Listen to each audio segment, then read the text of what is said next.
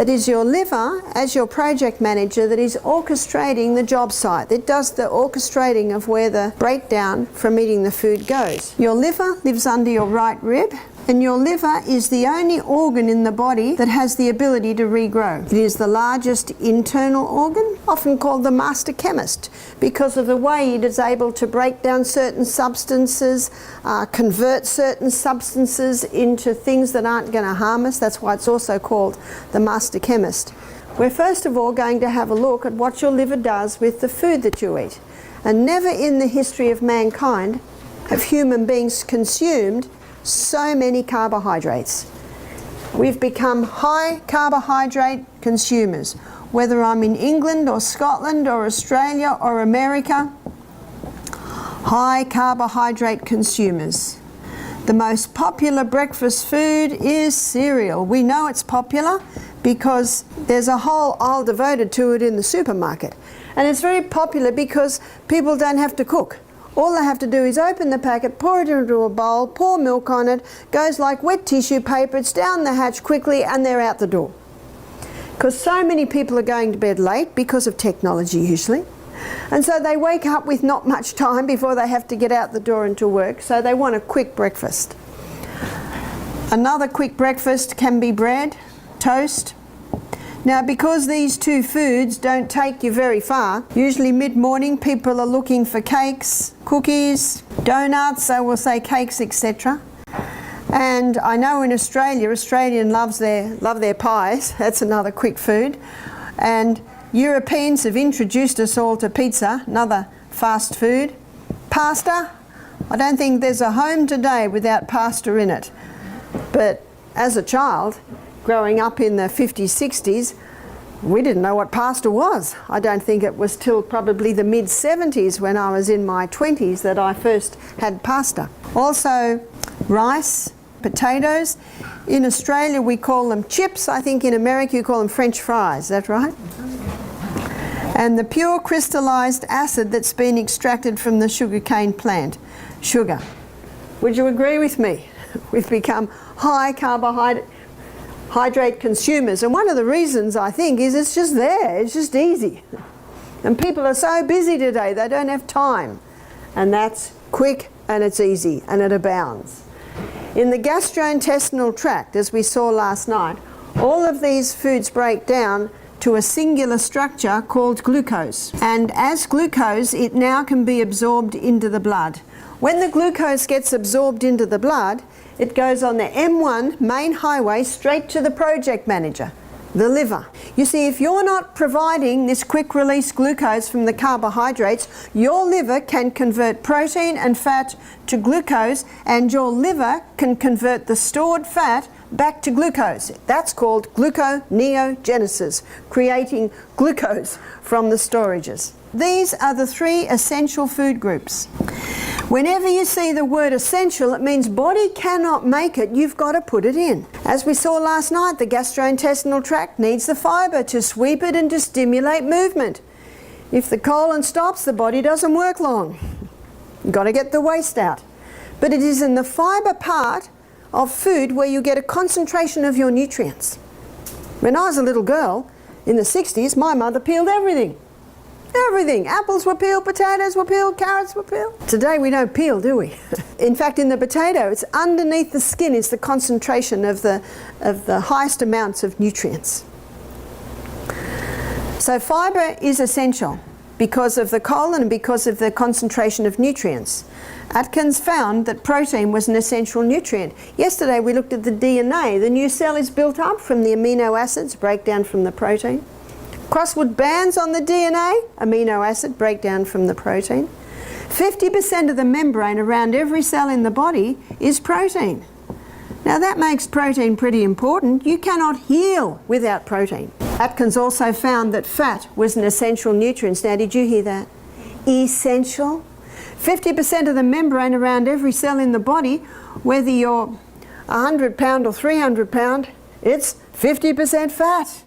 Most people stop fat because of cholesterol. Yep. So I want to show you cholesterol. Cholesterol is made by the liver, And 60% of the cholesterol that the liver makes is made from glucose. And 20% of the cholesterol that the liver makes is made from fat. Now looking at that equation, you can see it's actually not the butter on the bread, it's the bread under the butter that's the problem. Now the theory that cholesterol and saturated fat cause heart disease has never been proven. Did you hear that? And yet everyone's affected by this theory. There's a man called Ansel Keys. He's a medical journalist. And he presented the theory, and in his own words, he says, we're still waiting for the research. Is that true, science? Does that mean we have been spun this lie for all these years and there's actually no proof? In his own words, we're still waiting for the research. Now he studied, I think it was something like 25 countries to find proof of his theory. And he had to eliminate the Maasai because the Maasai live on blood, meat and milk and zero heart disease. Did you hear that? So he had to eliminate them. Mind you, they don't live that long. The gastrointestinal tract and other parts of their body can't, it's not a proper nutritional diet. But if saturated fat and cholesterol cause heart disease, surely they'd be the first ones, and yet zero heart disease. He had to eliminate France and the Netherlands because they love their dairy and it's very little heart disease. The countries he chose that appeared to support his theory was actually more what the fat was associated. It wasn't the olive oil in the pasta, it was the pasta under the olive oil. So he chose something like 11 countries that appeared to support his theory. Time magazine about 2 years ago, front page there was a curl of butter and it said, "Butter, why we were wrong on the fat." And it was a 6-page article talking about Ansel Keys and his research and how it was flawed. And yet that is what this theory is based on. Last year we had a young girl, 33, do the program. She said, "Barbara, my cholesterol levels are dangerously high. The doctor said I have to go on cholesterol lowering medication," and she's 33. I said, "What are your cholesterol levels?" 191. I said, "That is not high, that is normal." And what does the doctor say? "You got to go on cholesterol lowering medication or you'll have a heart attack and die." Never should we make a decision on this. What I'm giving you are the facts. She's a PhD nutritionist, trained in university, works with doctors. And she said 40 years ago, under 300 was perfectly normal. Do you know what that means? Today, under 300 is perfectly normal. Got that? And if it's going up a little bit high, maybe you should stop eating fish and get your mercury fillings out. Can you see that? There is a reason. The liver only makes it according to the demands of the body. And so what the doctor does, he puts the person on cholesterol lowering medication. What does that do? That blocks the pathway in the liver that the liver uses to make cholesterol. But that same pathway the liver also uses to make coenzyme Q10. And what's coenzyme Q10? That's your heart protective enzyme. So someone can go on cholesterol lowering medications in the belief that they will prevent heart disease, and they can actually increase their risk because they've now lost their heart protective enzyme. And here are the side effects of cholesterol lowering medication: Alzheimer's, dementia, memory loss, muscle wasting, and they've just added another one, breast cancer. Are you interested?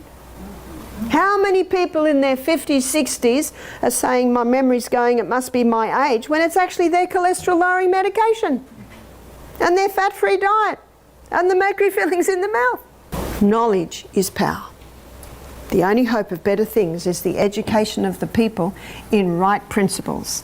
That's a quote from the little book Ministry of Healing that I mentioned earlier. Excellent book on health. Chemist. Today is your second day of going on the juice fast, and today your liver will go into a different stage of detox. So what's your liver doing today? We're not giving you enough glucose to run on. And so some of your fat stores are getting broken down to release this glucose. And something else is being released. It's your fat-soluble toxins.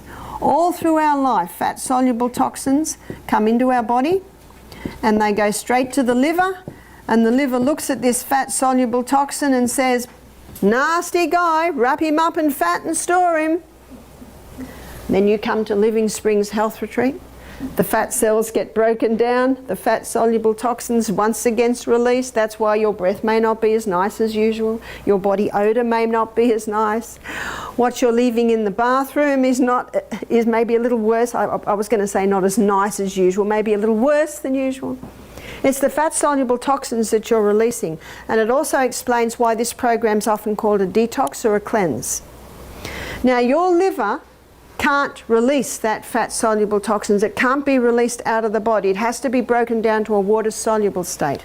And the liver does this in 3 phases.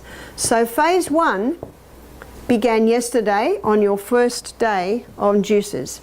Phase 1, the liver took this fat-soluble toxin and broke it down to a metabolite. A metabolite basically means first stage of metabolism. Now, this metabolite is a lot more complicated than it originally was. It creates a lot of free radicals, and free radicals damage the tissues. It creates a substance that is sometimes 100 times more toxic than it originally was, especially in the case of alcohol this happens, and it is highly volatile.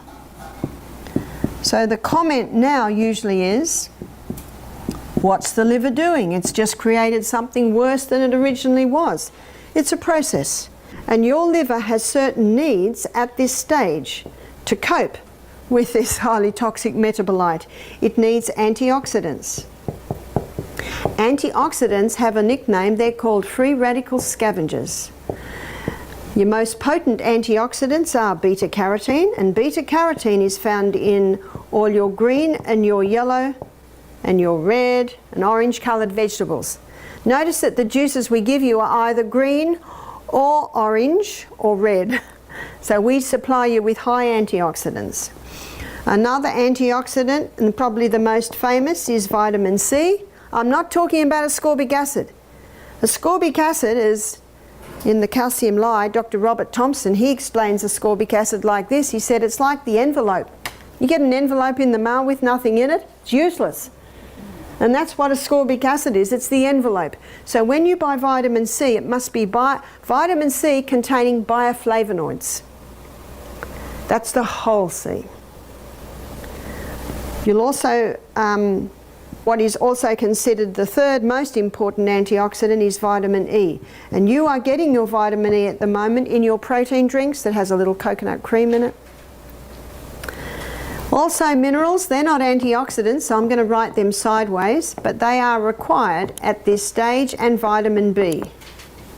So we are giving you a vitamin B supplement.